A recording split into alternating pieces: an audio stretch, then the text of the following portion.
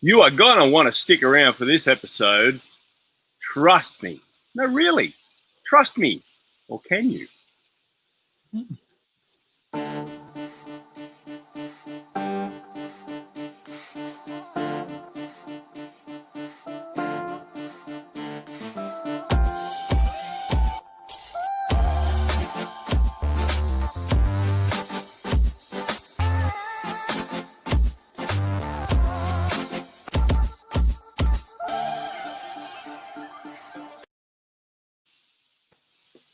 Well, hello.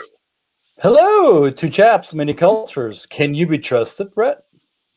Well, I hope so. Yes, absolutely. Definitely. So you said we need to trust you. So how do we know we can trust you? Well, that might depend on where you're from. And that's what we're going to talk about today. Because in my experience, of course, I can talk to a couple of different aspects of trust and how we build it in an Australian context and various other contexts. But of course, how that trust is built, how your credibility is earned, how it is earned or given, trust is earned or given, is certainly different for different people. Yeah. Well, how is it then earned and given, or both, in Australia? So how do you know, as an Aussie down under, whether you can trust somebody or not, or what do you do to appear as trustworthy? Well, I often tell people, and this has been backed up by a few others, is that when Australians, we use the term mate quite liberally, even to people we don't know. And oftentimes that is a way of of opening up a conversation with somebody in a way that shows them that we trust them. They've turned up, they're a fully formed human being. We expect that they are going to be coming with good intentions in general. This is generalization.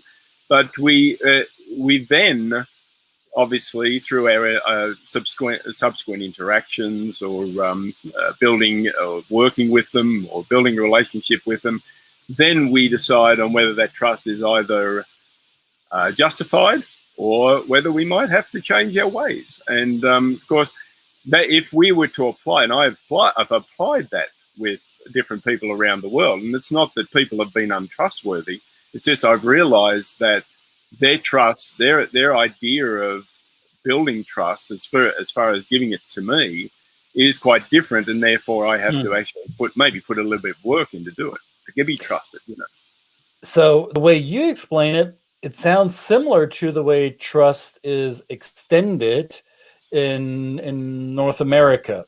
So it sounds like you give the mates the benefit of the doubt, so to say. You extend, I don't know, an inch, a foot, a whole meter, maybe the full 9 yards. I don't know. You extend a certain rope length of trust, and then you reel it in and see whether that is justified or if that person is worthy of your trust continuously, right? So you basically give credit, trust credit. Is that correct? Yeah, I think it is, and it comes to a little bit of the inductive and deductive style, not directly related to trust, but in a way it's informed by it. Because if you're a culture that is inductive, then you're just assuming what people are telling you is true. You have a sense that if they're confident enough and they seem to be really assured of what they're saying, then whatever presentation they're putting up in front of you, whatever facts they're putting up in front of you, you might deem them and assume them to be true. But others might be deductive in terms of where you have to provide a lot of the justification, the data to back up your claim in order for them to trust what you're presenting to them is actually valid. So that's another way in a business setting, I guess, we can apply it too. Now, this is something that I learned over the years as I engaged more and more with Anglo-Saxon cultures, and I'm saying it in plural. So I engaged with British culture, I engaged with Canadian, US American, Australian, New Zealand cultures, and I found that to be a trust building technique that served me and the other person well by getting used to extending trust. My upbringing, my native culture does not necessarily do it that way. So in many Central European cultures, we are a bit more, let's say, careful how much of that credit and trust we are willing to give, and we make it dependent on a few factors, observations, experiences we have with the other individual. So that could be how well they present their case, how, as you said, how much data and facts they have to support their claim or their idea of, hey, look at me, I'm trustworthy, you can do business with me. Here's this piece of evidence, here's that piece of evidence, and a whole litany more. And that should build my credibility. That should earn me the right to get your trust. And we package that to nonverbal behaviors, right? So these are all things that I say or present to you in written. Now, nonverbal cues also matter to us, I think, to anyone around the world, whether I look you or you look me in the eye, if you return my gaze or not, which in my culture is the sign, okay, you have nothing to hide. You're willing to engage with me on a nonverbal level. Therefore, I might be inclined to trust you a little bit more. And that does not work around the globe. I learned at some point it does not work with many Asian cultures. It does not work with many sub-Saharan cultures in Africa, who view it as a sign of utmost disrespect if they engage or if they lock eyes with me, especially if there is a perceived gap in hierarchical order. So for me, that giving of trust, that forwardness, that is something that I needed to embrace and needed to get comfortable with, because in my upbringing, trust needed to be earned, and not always was that done quickly, which, as you do business with cultures that give trust or grant trust more easily, that can be a real obstacle in working together, right? Well, and related to what you're talking about, I read an article. This came up because I read an article the other day with somebody who had come to the US to do business, and they were from a European country, and they said that they came with all their facts and their data, and what they seemed to be interrupted a lot during their presentation, almost like people telling them to get to the point. Yeah. Why are you giving us all this information? Are you not? Yeah. Then there was when he dug deeper, he actually asked his colleagues, and they said, well, if you're giving us all this data, it kind of shows us that maybe you're not sure of yourself. You're not, you're trying to prove it to us. Why don't you just tell us? And that really threw him off. Yeah. And now he's changed that. He said, well, obviously it now saves him a lot of work because he can just turn up with his head knowledge, and that usually is what carries the day. Yeah. Well, and there's, I think in behavioral science, they distinguish between two forms of trust, of which I think everyone around the world operates with that in their psyche. One is the cognitive trust, that what we're just talking about, this, hey, do you have enough data points? Do you have enough cerebral mind evidence that would justify a mutual trust in each other? And the other one is the affective trust, that comes less from up here, that comes more from the heart. Do we have something in common? Do we share emotions? Do we share a laugh? Or have we cried together? Have we built empathy around something? Is there something that comes from the heart? Sometimes you would say, well, and I have to get on my tippy toes, it may come from the gut, right? So you can trust your gut. There's even a phrase in the English language, and probably in many other languages around the world. Is there something that feels right? You can see the evidence, you can hear the presentation, the data points. That is more cognitive trust. And then you can feel the trust, and you feel it in your heart, you feel it in your stomach, you feel it somewhere less cerebral, more emotionally, and say, well, is this a person that I feel that I can interact with at a deeper level? Do I allow them into my circles? Do I trust them with my money or with this project? And this is something that is important in cultures that are very relationship driven, right? So this would be the Middle East, the Arabic world, the most of the Latin world, many of Asian cultures. And here's where it sometimes gets tricky, because we believe, when I say we, the white Westerners, or maybe not so white Westerners, so the people that grow up in the, let's say, the Euro-American dominant culture that has been so dominant on the colonial scale, and then in the global economy in the last 50, 80 years. So if we're dealing with Asian cultures, sub-Saharan African cultures, it's easy to believe in yourself that you can build that level of effective trust with somebody by simply presenting yourself as trustworthy and say, hey, okay, I can build a relationship, I can invest that time. And that may take a little longer than you might think. So what I learned, especially with cultures that are really, really heavy on the relationship side, is when you have an intermediary, when you have like a trust broker, when you have that somebody that both sides of the conversation have trust in already, and he or she can extend the credit a little easier than these two polar opposites can in the beginning. In many Asian cultures, there is this network of mutual and reciprocal obligations. I think in China they call it guangxi. In many other cultures they have similar concepts. If you don't have that intermediary, your relationship building, your trust building will take exponentially longer.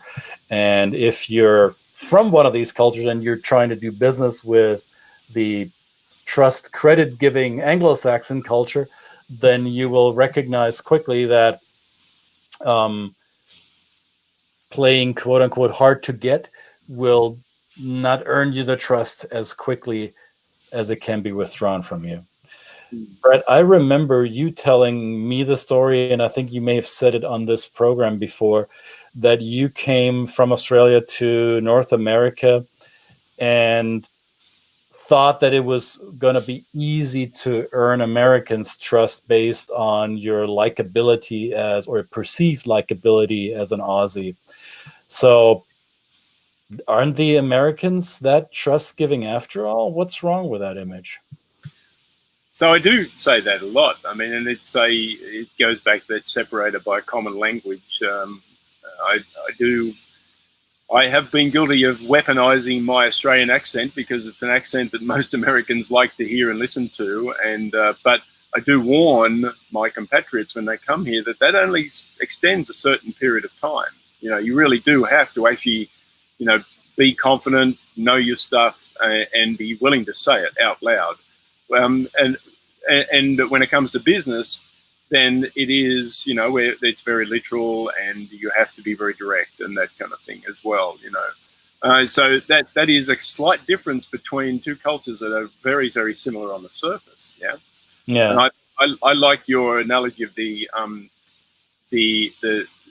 in those relationship, I call them cultural concierges. Like you would have in a hotel. A good hotel has a concierge who knows the best restaurants, knows the people to see, knows the best where to get tickets for shows, knows the best transport way around a city if you're not familiar. And so in many ways, having one of those in a professional sense can be a really huge help, because they become your eyes and ears. They become your way of avoiding danger. I mean, I don't mean physical danger, or sometimes maybe, but danger in just short, not being able to find the shortcuts to building those relationships with people. Yeah.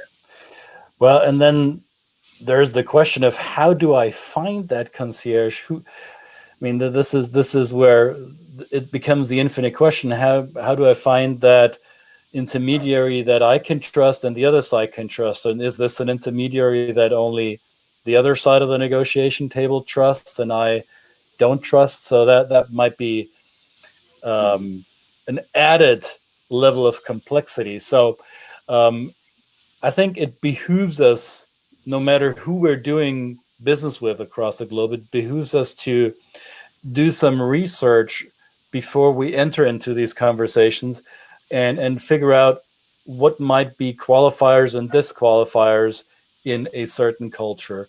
Obviously, not everybody that you're dealing with will fit that description of that certain culture, as we all have learned.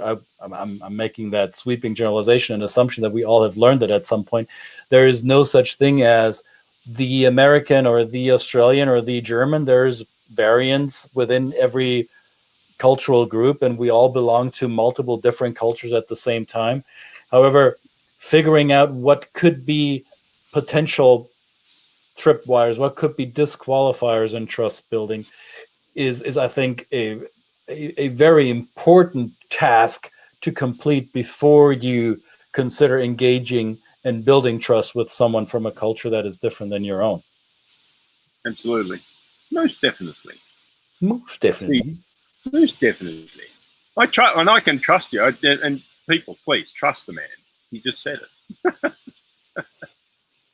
Yeah, and this becomes now. Okay, I know this could easily derail into political grandstanding here, and yet I would suspect that many of us have listened to people in the public eye, in the public sphere, that throw out this this phrase of, "Hey, yeah, trust me, you can trust me," or "Hey, don't take my word for it," and "Hey, this best friend of mine who I'm paid to say this will tell you to trust me." So is trust a currency that is losing its value? This might be a philosophical question, but trust is a prerequisite for any type of interaction, right? It's the lubricant of our social interactions. So it's has and this is a question that probably you and I won't be answering in the program, but do you feel that giving and receiving trust has become a bit more challenging now that we have seen people in leadership positions violate trust so flagrantly? Yeah. Well, I think that's been building for years and years, but it's the rampant level you mentioned is really causing a in the discourse there is distrust, and there is that sense that sometimes you don't even want to engage in a conversation because you just don't want to second guess everybody's word anymore. Right. It's a difficult and it's a very, very mentally challenging set of circumstances to be having to do that all the time, when trust and reliability and one's word, one's information that you rely on is dependent on the, as you said, the lubricant that makes business run. And so if you're constantly doing that, then it puts the brakes on a really good business relationship if it's not addressed openly. And I guess that's a point. Do we then go back and say, hey, let's address this through different lenses? Cultural lenses, one of them, as you say, it's not the be all end all, but there are other lenses at which we need to kind of sit down as grown-up human beings and look at each other's influences and preferred styles and say, when is it that I can really trust that I have your back or you have my back and we can take this forward? Right now is probably the more important time than I've ever seen, that we need to have those intentional conversations and explore. Again, we've always talked about understanding ourselves as well. Let's not just put the blame on the other. Understand ourselves. We may not be, as truthful as we think we are. And I think we'd all been, we always tell little white lies to our kids when we want to do this. Or even though we might be truthful, at least by our own standards, we may not always be perceived as trustworthy as we think of ourselves, right?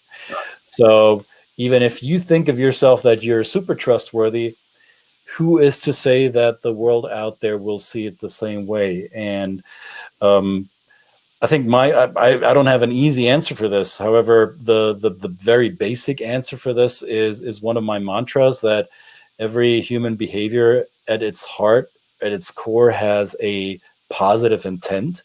So I tend to default to suspecting good intentions in people's behaviors, even though the behaviors may not immediately show that to me, because to me the behavior might be strange, foreign, unknown, uncomfortable.